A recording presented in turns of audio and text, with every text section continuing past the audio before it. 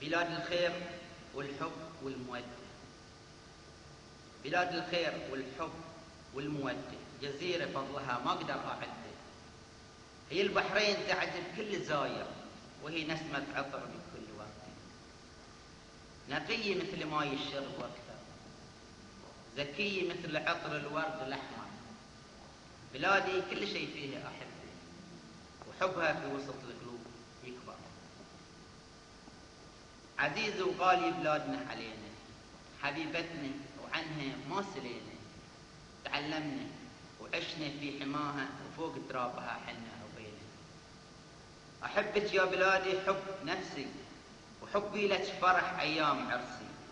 ومهما بعدت الأقدار بيننا، لابد أعود يا بدري وشمسي.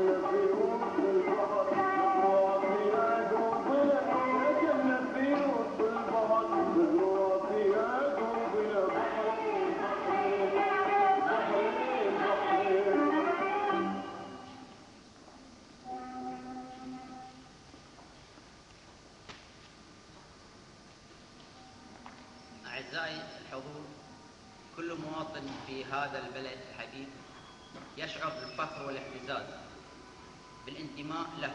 فالبحرين منذ القدم مهد الحضارات والعمران، وقلعة من قلاع العروبة والإسلام، ومركز من مراكز التقدم العلمي والحضاري على شاطئ الخليج العربي.